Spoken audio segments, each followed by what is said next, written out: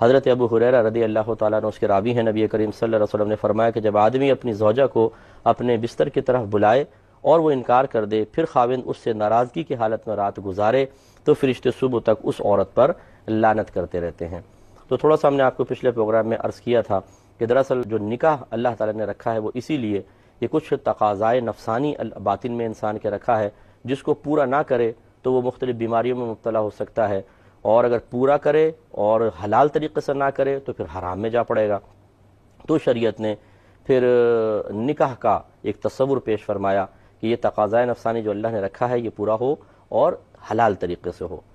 اب جب وہ کوئی شخص نکاح کر لیتا ہے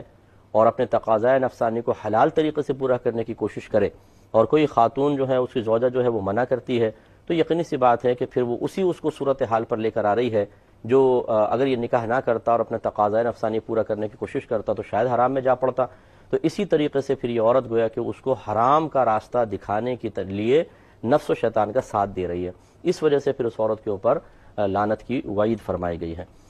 لیکن اب اس میں جیسے یہ سرکار نے فرمایا کہ پھر خاوند اس سے ناراضگی کی حالت میں رات گزارے، تو اس کا مطلب یہ نہیں ہے کہ رات میں اگر بلائے عورت منع کرے تو حرام، اور دن میں وہ بلائے اور اب منع کرے تو حرام نہیں ہے۔ اصل یہ ہے کہ جب شوہر اس سلسلے میں بیوی کو بلاتا ہے اور کوئی صحیح شرعی عذر نہ ہو تو بیوی پر اطاعت واجب ہو جاتی ہے، ورنہ وہ شدید گناہگار ہوگی۔ اور اب میں نے پچھلے پروگرام کے لاسٹ میں آپ کو بتایا تھا کہ یہ اس صورت میں ہے کہ جب عورت کے ساتھ کوئی صحیح شرعی عذر نہ ہو، اگر ہے تو پھر یہ نافرمانی نہیں کہلائے گی اور نہ وہ لعنت کی مستحق ہوگی۔ جیسے مثال کے طور پہ روزہ رکھا ہوا ہے، رمضان کا روزہ، نفلی نہیں رمضان کا روزہ رکھا ہوا ہے، اور اب شوہر اس کو تقاضۂ نفسانی کی تکمیل کی دعوت دیتا ہے، تو اب تو عورت پہ فرض ہے کہ منع کرے، کیونکہ وہ فرض روزے میں ہے اور فرض روزہ نہیں توڑا جا سکتا، بلکہ اگر قصدن عمدن وہ توڑیں گے تو دونوں پر 60 روزے کفارے کے لازم ہوں گے اور ایک روزہ قضا کا، اور 60 روزے لگاتار رکھنے ہیں، یعنی پورے کے پورے ایک ساتھ، درمیان میں گیپ نہیں ہونا چاہیے۔ خاتون کا ہو سکتا ہے وہ ایام مخصوص آئیں تو وہ بس اتنا گیپ چل جائے گا، لیکن مرد کے لیے حکم یہ ہوتا ہے کہ اگر یہ 59 روزے رکھ چکا ہے اور ایک بھی روزہ چھوڑ دیا لاسٹ والا، دوبارہ نئے سرے سے گنتی شروع کرے گا۔ تو اب یہ بہت سخت ہے، تو اب عورت اب منع کر سکتی ہے۔ اسی طریقے سے اگر وہ خاتون حالت نماز میں ہے یا پھر ایام میں ہے، مخصوص ایام میں، اس میں بھی تعلق جسمانی قائم کرنا حرام ہے، قرآن نے منع فرمایا ہے، بلکہ یہ تو فرض ہے عورت اس کو روکے اور اس میں تعاون نہ کرے۔ اسی طریقے سے اگر پرائیویسی نہیں ہے کہیں پر، یعنی کسی کے اچانک، جیسے بعض لوگ گھر میں دروازے میں کنڈی نہیں ہے، کسی مہمان بن کے چلے گئے اور کسی کے بھی اچانک آ جانے کا اندیشہ ہے، تو یقینی سی بات ہے کہ انسان ریزرو ہو کر بیٹھتا ہے، اور ایسا کوئی معاملہ نہیں ہوتا کہ کسی کی کھڑکی سے نگاہ پڑ جائے، کوئی اچانک گھر میں کمرے میں داخل ہو جائے، تو پھر اس کے لیے لازم سی بات ہے کہ ریزرو ہو کے بیٹھنا ہوگا۔ اب اگر عورت منع کرتی ہے اس وجہ سے تو اس کی گنجائش نکلے گی، اب وہ لعنت کی مستحق نہیں ہے۔ اسی طرح شدید بیماری وغیرہ ہے، عورت کے ساتھ بہت مرض ہے، وہ تکلیف میں ہے، وہ منع کر سکتی ہے۔ تو یہ آزار صحیح ہیں، لیکن اگر ایسا کچھ بھی نہیں ہے اور خواہ مطلب یہ کہ نخرے یا چھوٹی کوئی وجہ، چلو ناراضگی کی بھی چل رہی ہو فرض کر لیں، لیکن وہ وجہ کوئی اتنی بڑی نہیں ہے، کوئی معقول وجہ نہیں ہے، تو اس میں پھر اطاعت نہ کرنا یہ شدید عورت کے لیے وعید کا سبب ہے کہ ساری رات اس کے اوپر فرشتے لعنت کرتے رہتے ہیں۔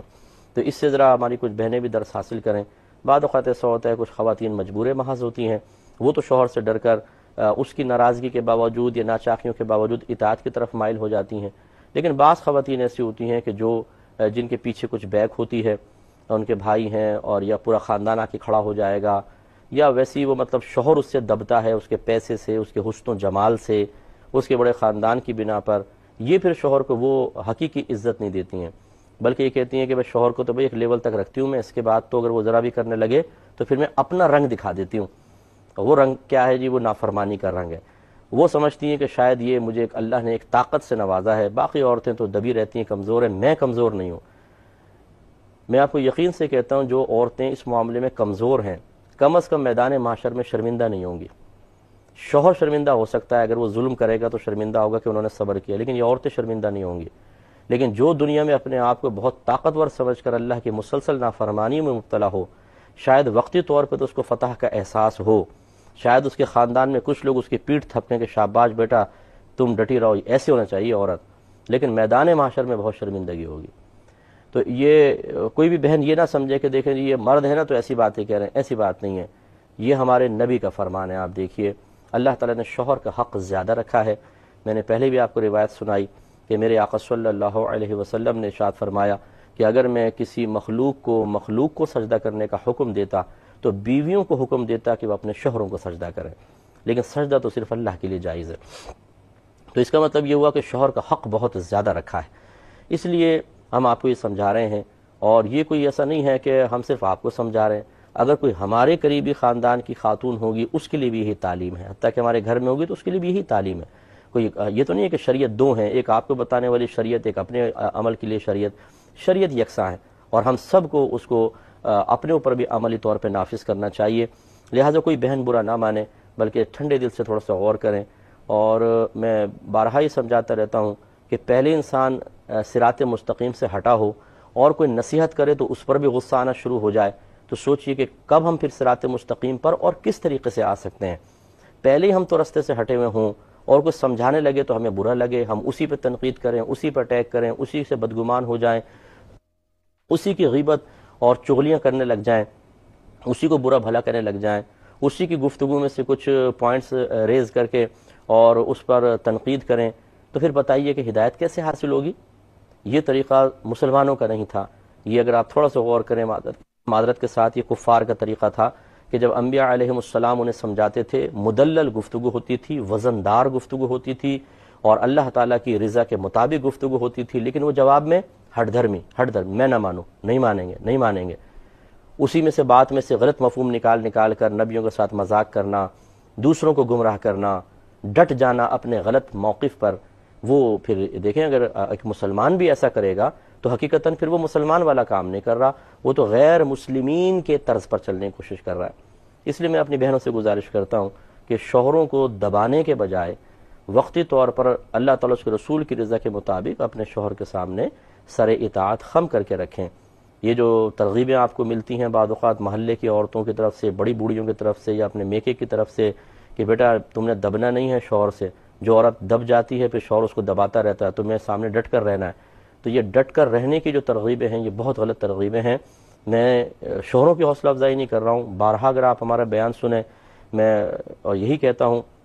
اور ہم اپنے نبی کریم صلی اللہ علیہ وسلم کے آخری خطبے کا جو ایک تھوڑا سا حصہ ہے وہ بار بار اسی لیے بیان کرتے ہیں کہ رحمت کونین صلی اللہ علیہ وسلم نے شوہروں کو مخاطب کر کے ارشاد فرمایا کہ میں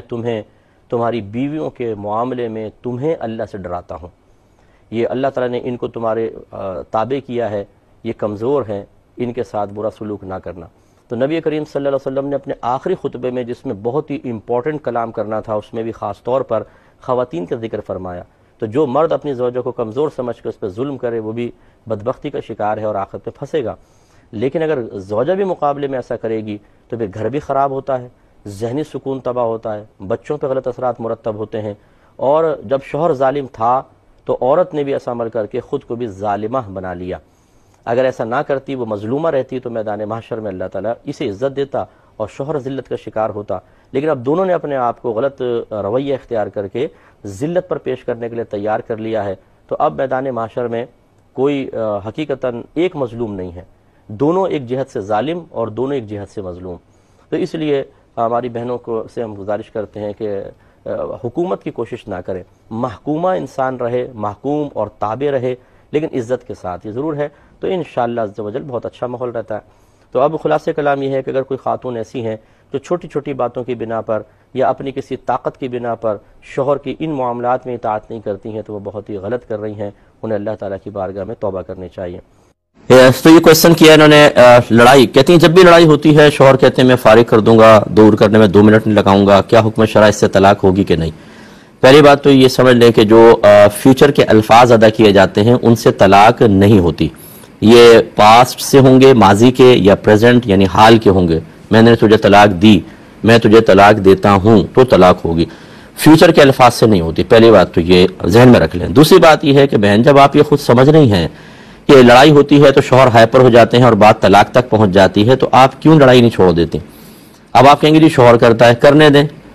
اگر شوہر کر بھی رہا ہے آپ چھوٹے باپ کی بن جائیں 2 منٹ کے لیے، اپنے بچوں کے لیے، اپنے گھر کو سنبھالنے کے لیے، اپنے گھر کی بہتری کے لیے، ایک خاندان میں اچھی مثال بننے کے لیے آپ خاموش ہو جایا کریں، تھوڑی بات سن لیا کریں، وہاں سے چلی جایا کریں۔ جب شوہر کا خوشگوار موڈ ہو تو پھر پیار محبت سے سمجھایا کریں کہ ہمیں اس طریقے سے لفظ استعمال کرو، ناراض مت ہوئیے گا، جانوروں کی طرح لڑنا مناسب نہیں ہے، اس سے چھوٹے چھوٹے بچوں کے ذہن پہ برے اثرات مرتب ہوتے ہیں، آواز دور تک جاتی ہے، محلے والوں کو پتہ چلتا ہے گھر میں جھگڑا ہو رہا ہے، اس سے ہمارا امیج خراب ہوگا۔ پھر آتی ہے محلے والی، ان کے بڑے کان تیز ہوتے ہیں، ویسے کام کی بات سنیں گی نہیں، کہ ان کو اگر ساس نے کہا ہے کہ یہ کام کرنا، مجھے تو پتہ نہیں کب کہہ کے چلی گئی، اور ویسے چھٹے گھر کے اندر جھگڑا ہو رہا ہوگا، یہ کچن سے سن لیں گی، اتنا زبردست قسم کا ان کا سینسر زبردست قسم کا ہوتا ہے، وہ سنا ہے تمہارے گھر میں کچھ جھگڑا ہو رہا تھا، کیا ہوا؟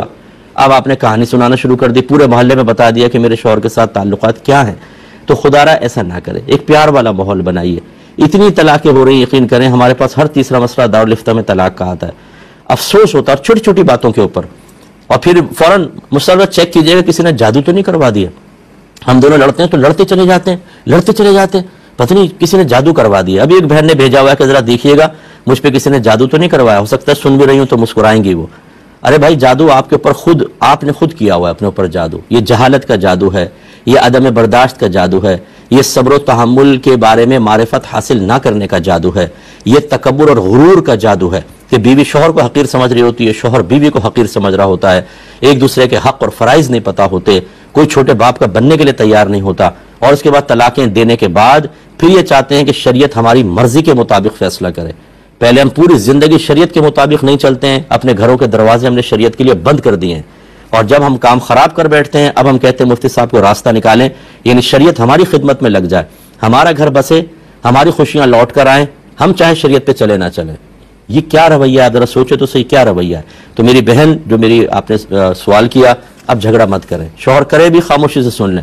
اپنے بھائی کی بات مان کے خاموش سر جھکا کے سن لیں اور چلی جائیں، وہ بھی لمحے کے لیے حیران ہو جائے گا اس کو ہو کیا گیا ہے،